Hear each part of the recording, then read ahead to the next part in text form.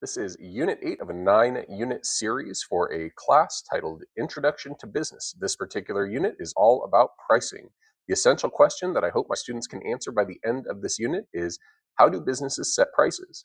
The objective is that students will be able to calculate markup, break even, and explain how businesses use cost and profit goals to set prices. For every one of my units, I provide teachers that are purchasing this content via Teachers Pay Teachers. Link is in the description. How to process and work through all of the information that is entailed within this particular series. And so you can find this information here on slide 2 once you purchase the resources. And if you're one of my students, do just skip on by and on to the next thing. So with every one of my units, students are provided with guided notes that they can follow along with so they can stay locked in on what the content is, but at the same time also be able to comprehend and further deepen their understanding of the information that we go through while they're working on it. It's not just sit and get, they have the ability to follow along while we work through this information. The guided notes are hyperlinked here. They're also hyperlinked in the hyperdoc that I provide you with when you purchase this content. And there's also an activity called Create Your Bundle. I have my students do a price guessing challenge. The fun thing that I do with this at the same time is I also play the Price is Right theme song in the background while I'm going through all of these different slides just because it's funny. And a bunch of my students have never actually heard The Price is Right, but it's still funny to me, so I do it every single year. Moving on. I use a bunch of images that I have recreated to simulate and look similar to that of common types of items that you might find in stores or in the hands or feet of students at your school. These are common at my school, at least, and I suspect you could probably figure out what these are without me actually saying the name brands for copyright purposes. So how much does it cost at the store? Flaming Hot Cheesy Crunch, the party size. We're talking about the big bag. What does this cost? Well, at the big box retailer down the store, and actually before I move on to that next slide, it's worth noting I use a Chrome extension called Pear Deck on all of my Google Slides, so students can actually interactively drag a slider so that we can get a class pulse as to what everybody thinks this thing costs at the big box store. Uh, as we move on, the students find that the price was $5.94. We look at what they had chosen before and then compare it here. Here you can see a familiar shoe. Maybe it's not familiar at your school, but it certainly is prevalent at mine. It seems to be dwindling a little bit. You can notice that that shoe is missing a specific logo on it. How much does it cost at the store? Well, I went on a website of the business that creates this common shoe, and I say that it is worth $115 if you go on that website, per the website in the comments or in the notes of this slide. Next up, how much does it cost at the store? You can see all the branding has been removed from this very common vehicle. It's a 2026 basic sedan. I even tell you what it is similar to in the notes of the slide so you can share it with your students. They drag their slider. We then open it up and find that it is, as of 2026, January, $22,325. That is the manufacturer's suggested retail price. The newest smartphone, non-pro, non-max, it is just a standard issue smartphone. How much does this thing cost brand new? And if you were to go to that Fruit website, you would find that it is $799 as I create this video as we speak. The newest smartphone, non-pro, non-max, and that gets the students going. They kind of enjoy it because it's like the price is right, but in real time. If you don't do it with the Pear Deck, you can get students to popcorn it and hands up or whatever you want to do with that too. Or you could even do it in a fun way and say, how many of you think it's over $700? And they raise their hands if they think it's over seven. And you can keep going that way, almost like auctioneer style. That would definitely get students engaged. Then we move on to a think, pair, share, getting students to talk amongst their group. What is something that they were really interested in that no longer exists? I'll tell you some things that used to be in my world: the landline telephone, the video rental store, paper maps. These are all things that in my time were something that I was interested in, or at least were part of my daily life, that are no longer here, or if they are here, they're in a much more limited capacity. This is getting students to start thinking about how a business can go from here and start moving up, up, up, up, up, and then eventually tank and then disappear. Poof, it's gone. Some students you might find will mention things such as like Bakugan or different toys that they played with when they were younger. which gets us to the question of the day. What is a business or product that will disappear in the next 10 years? Turn and talk. Students start to talk about a variety of different things. I get students that'll say, well, the smartwatch will disappear and be replaced with a chip implanted in your brain, or think of other obvious types of things, whatever they might be. Maybe people's habits are changing, or there's technology that's replacing it, or maybe it's getting too expensive to keep running. So I listen to a few of them as I walk around the room, and then I have students share those out. And this is all the precursor to us talking about the product life cycle. And the reason this is relevant is because that prices and revenue, as well as profits within the product life cycle, change where it is in its existence. So, for example, self-driving taxis are in their introductory phase. They exist, but it is very, very seldom, depending on where you live. If you're in a big metropolitan area, perhaps they're more prominent, but me in the suburbs, we don't have those. But when I go up to the big city and I see them, I'm always like, what? Whoa, there's a Waymo or whatever fill in the blank self driving taxi that it is. This is in their introductory phase. They're probably not making much money yet. As you see things start to grow and you start finding that they are more prominent within wherever it is that you are operating, for example, new AI technologies. For example, I pay for ChatGPT Pro. As a result, they're making money off of me. They're probably not making too much money yet, but they're about to. And all of the chip manufacturers and everything around it are definitely making money. Products move through different stages. So, introduction, growth, maturity, and then the declination phase. All of this, the pricing, the promotion, and distribution strategies change at each of the steps.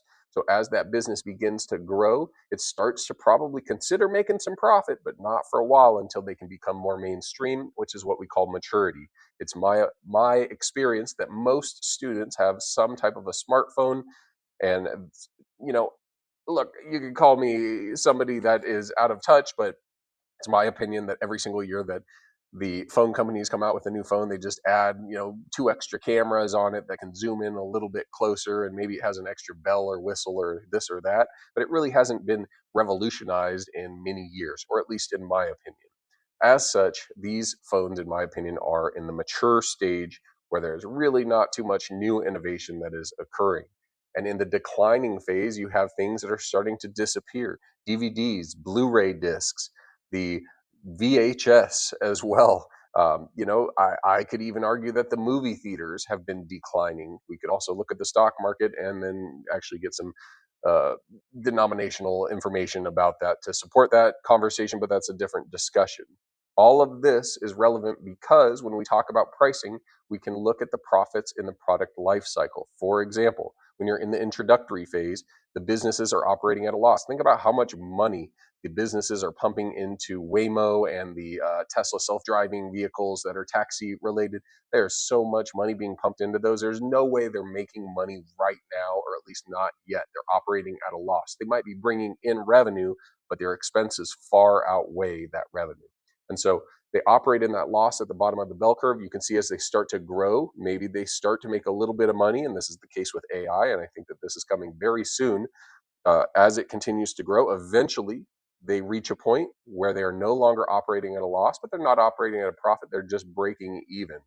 And you can see that's where that horizontal line intersects. And then as it continues to grow, they begin making profit. And then once they hit maturity and it's a widely known and used type of product where it seems like everybody's got one, it is mature. And this is where they operate at the greatest profit margins, where they've offset all their research and development losses and all of their early on expenses and are now rolling in the dough. Until they're not, and their product begins to decline and it hits that declination phase until it fully phases itself out of existence. All of this is important because it's part of how businesses determine their pricing. There's many factors that go into pricing, but all businesses must think about three basics: profit per unit sold, markup, and when they're going to break even. So what is revenue per unit? Revenue per unit is the money a business earns from selling one item. That doesn't mean that's the money that they actually take in and keep as profit. That's going to be defined in just a moment. Instead, this is how much they sold the item, how much they sold the item for. A smoothie shop sells smoothies for $6 each. That means their revenue per unit is $6. The question is, if they sell 50 smoothies, how much revenue did they make? You'll get a student that has a calculator or they have the quick math in their brain. They'll do $6 times 50 smoothies, and then they will get that information. I want them to think about this as the owner. They'll find that it's $300 of revenue. This is not profit yet. We haven't talked about the costs yet. So here's where costs come in. These are the costs that go into each item sold. And it's worth noting this is not exhaustive. There's certainly more things than this, but this is a good list to get students to at least start thinking about it. Every product has costs that businesses need to recover. These expenses are spread across every unit sold and help determine the final price. So, for example, you've got labor. That's one of the biggest expenses for every business. Marketing and advertising, materials and supplies, rent, real estate, administrative and overhead, different types of expenses. In the notes of this, I provide you with examples that you can share with your students as well. When a company sets a price, they aren't just paying for the product, they're paying for everything that keeps the business running. That's why revenue has to cover all of these different costs and then some so they have profit to keep moving on. Well, what is profit per unit? Profit per unit is the money that a business has left after paying all of the costs for that one item. So profit per unit is calculated as follows.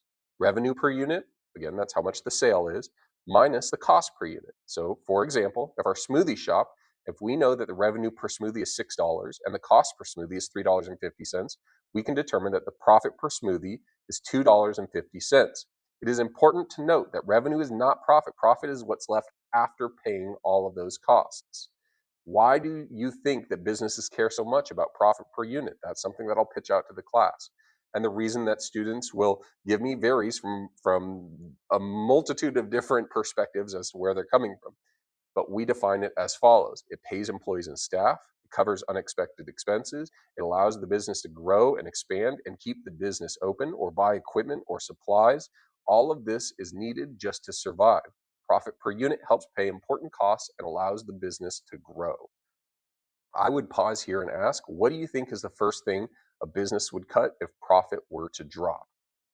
Moving on, what is markup? Well, markup is the difference, the extra amount that's added to the cost of an item to set the selling price. So businesses use markup to make sure that they earn a profit. So here's the simple formula. Markup is equal to the selling price minus the cost. For example, if that cost of the smoothie, meaning the cost that it the expense that it costs the business to create the smoothie is $3.50. The selling price is $6. The markup is $2.50. That simple formula is something that they will be able to use going forward. I might ask my students, why might businesses choose a bigger markup on some products than others? And this could be like the case, for example, Costco, the $4.99 rotisserie chicken or $1.50 hot dog and a soda combo. They don't have really any markup on that, or if they do, it's very minimal. And the general idea, this is called a loss leader, that's an economics term, but the idea behind loss leading is that they don't really want to drive business with that in the form of making profits, but they want to be able to get people into the store so that they'll purchase other items, because it's very seldom someone goes in there, grabs that $4.99 rotisserie chicken in the back of the store, which is also intentional in marketing, and then walks out of there without buying anything else. In fact, there's ongoing memes and jokes out there about nobody being able to walk out of Costco spending less than $300. So markup perhaps for that item is very, very low, but then the markup on something else could be very high so that they can offset the expenses as well as the revenue and the profits per different units, depending on what it is that's happening seasonally and what the demand is at that particular store. So markup is the extra amount added to the cost of an item to set the selling price. Businesses use markup to make sure that they earn a profit. Here's a simple formula. Markup equals selling price minus cost. I already went through that. Sorry, it's a little repetitive. So then we got to start talking about, well, what are some of those expenses that go into making the units? So again, we're talking about smoothies. And so fixed costs, these are things that stay the same no matter how much you sell every single month. These are rent, insurance, salaries. Variable costs are things that change. I refer students so that they can remember this. Variable in math class is the thing that changes, right? It's the X, it's the Y, it's the thing that changes every time. I guess technically in Y equals MX plus B, you've got fixed. Anyway, not going to go down that path, but the general idea is it's a variable, something that changes. The why. Why does this matter? Understanding fixed and variable costs helps businesses predict profits and find their break-even point. So what is the break-even point? I showed you earlier on that profit and loss bell curve on the product life cycle. What is a break-even analysis? Well, the break-even point is where a business's total revenue equals total costs. At break-even, the business does not make a profit or a loss.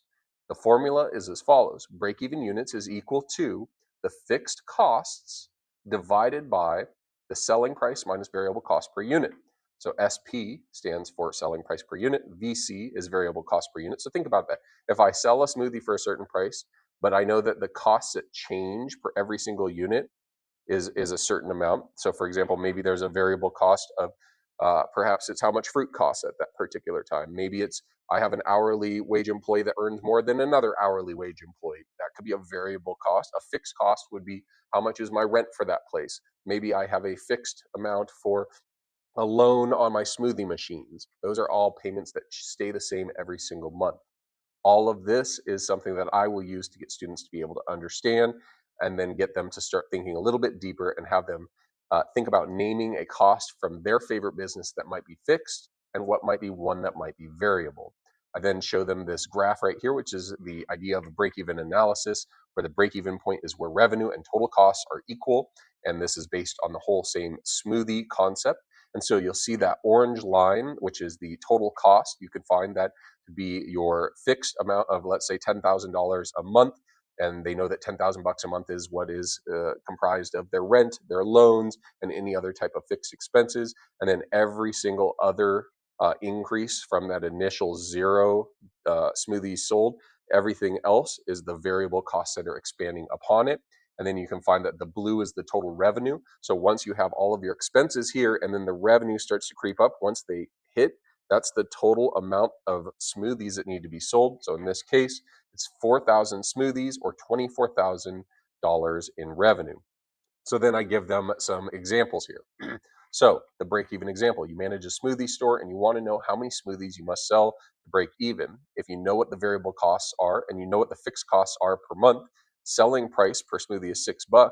How many smoothies must be sold to break even? They put this all of this information into the calculator that they have, and then I also do provide you with the information and answer in the notes, and it's approximately going to break out to be 2,857 smoothies, and we'll say that this is per month because that's what we're using for this example here, is what they need in order just to break even. Anything sold after that point becomes profit. So then I get them to start thinking, well, is 2,857 smoothies actually realistic? So we go through just some basic analytics here. What do we know? Well, we calculated that the smoothie store needs to sell at least this amount just to break even. Can they exceed that? What we want to know, what is the estimated daily sales? So on a normal day, how many smoothies do you think that a smoothie store sells? Forecast using different months. So is your estimate to find use your estimate to find monthly sales. So daily smoothies times 30. We're using 30 as roughly how many days in a month. Uh, how many smoothies are sold in a month? Based on your estimate, is the break even point of that amount of smoothies realistic for the store to where they can continue to thrive? They can make some profit and actually be able to continue to keep their doors open. All of this is concepts that your students will want to apply to their own business. And the goal isn't one right answer. It's actually helping students reason like business owners and explain their thinking so that they can start to think about, well, maybe this could apply to a business I'm actually interested in. Or if you're following my full semester unit of study, then you know that you're tracking an entire business for the whole semester for your students and creating a business plan, and they can create this break even point within their business plan as well. So, what would you do if you own the smoothie shop? And this is you thinking like a business owner. Based on your results, what decisions might you change to make your smoothie shop financially successful? Maybe you were happy with the amount of smoothies you would sell, and maybe the profit is where you want it to be, but maybe you're not. If so, you can control this. This is an internal type of a variable that you can control. You can increase the prices, you could decrease your labor force, you could maybe return or sell one of your smoothie machines, you could maybe dim the lights, you could take the heater and drop it down a little bit. There's many variables we can control here. The key takeaway is break even isn't just the math, it helps owners make smarter decisions. So break even can guide you as an entrepreneur. If you want to make more profit, you can increase price, earn more per unit, or you can decrease costs, keep more of what you earn. All of this, I give you examples in the notes. When a business earns more per unit, it reaches profit faster, but there's also going to be trade-offs. Break even helps owners see those trade-offs very clearly. A quick check to see if students understand the idea of profit, costs, and break even. I give them this in the form of a pair deck, or I might also just popcorn this out. True or false, revenue and profit are the same thing. We know the answer. This is all again in the notes. Question: what does break even mean in simple terms? I have them define it on their own. Last one, think. Why does a business need to know its break-even point? All of this is just taking everything we've gone over, recycling it, and then bringing it back so that they have more exposure to it. Businesses track all of this because if they don't know break even, they can't tell if their plan is actually going to work. Now I have them try it out on their own. They use a break even practice for a t-shirt company that sells shirts for 20 bucks. It costs them $8 to make each shirt. Their fixed monthly costs are $2,400. I ask them how many shirts they need in order to sell to break even. They use this equation here. Again, I use Pear Deck, which is an extension to Chrome, so that my students can answer independently and everybody can respond, even your student that's shy or quiet in the back. I do have the paid subscription model, but you probably could work through this on the freebie as well. Something to consider if you want to get more engagement from your students that otherwise may not participate. I do have all the answers within the notes of the slide, and they find out quickly how many shirts they need to sell just to break even without earning any profit yet. So, how do businesses decide what to charge? After they've garnered all of this information, they have to think about the costs. What's the break even point? What are their profit goals? Where are their competitors priced? What are the customers' value? Are they looking for quality? Are they looking for quantity? Are they looking for low price leadership? Or are they looking to have the thing that's this may not be cool anymore by the time you watch this, but hype beast types of products. In fact, I don't think it's cool now. It's 2026. I was like a 2021 thing. Anyways, regardless, influence and branding. Are there people that are out there that are influencers or athletes or celebrities or fill in the blank that are out there creating awareness of this particular product or service? And if so, is that something you can consider when you're pricing your product? Smart pricing balances costs, profit, and what customers are actually willing to pay. This is going to help you balance covering your costs, earn profit, and stay within what customers will pay based on the value that it creates for them. So instead of just raising prices, businesses don't always increase price just to make more money. Sometimes they add value so customers feel the price is worth it. A value package bundle is the next piece because sometimes it could happen where a business bundles items together that they can sell more units and reach break even faster. Plus, customers feel happier because they're getting more value. So, the general idea is this: if everything is bundled together, the customer receives not just the product or service, but all the added benefits. For example, nobody wants to go and buy a brand new Xbox or PlayStation without a game. Nobody wants to go and buy one single socket for a wrench set if you don't already have a socket wrench set. If you go and get just a cheeseburger at the local restaurant, that's fine, but maybe you want a little bit more and you want a soda and fries with it. If you go and travel, perhaps you want to have not just a big rolling suitcase, but you also want to have that small carry on and maybe a matching set. Maybe that's important to you. This is the general idea of a value package bundle. The power of influencers, collaborations, and value package bundles is very real. I have students watch this quick video of celebrities, the BTS group, the band, and they then go on and learn more about how McDonald's did a collaboration with them. I put a link to the video in the notes as well. And this is the anticipatory slide for an upcoming project. The video is linked here, but also in the slide if you were to click on that image. So the assignment is as follows, and I also put an example and rubric on the next slides.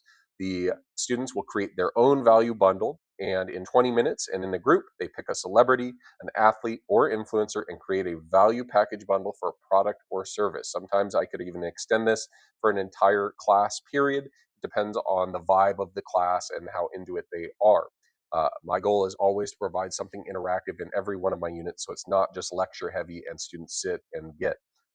These are the things they need to consider. What would be different about it from the original? What would be in the bundle? How much would you charge for it? Why do you think people would buy it? Add a picture of the item and the influencer, be ready to present it, and we vote at the end of the class which one it is that everybody would buy. Again, I use Pear Deck to have everybody vote as to which one it is that they liked the best. Here's an example slide. I use a blend of a smoothie shop as well as the famous influencer, The Rock. So the smoothie shop protein bar and smoothie combo. It's about drive, it's about power. We stay hungry, we devour. The Orange Dream Machine protein packed bundle. You could get a small, medium, or large for the value price of $8.99, and people would buy it because the power punch is right there to get you through whatever life throws at you. Included is this rock protein bar as well as the smoothie. This is how it's graded in the rubric. And with that, that concludes this presentation. I do hope that you found some value in it. If you did purchase these units of study, I do always appreciate your feedback. It helps me continue making this content as well as grow my channel to be able to reach more business teachers, because it is my firm belief that we teach the most valuable class on campus. I do hope that you enjoyed this content, and all the best to you. Thanks.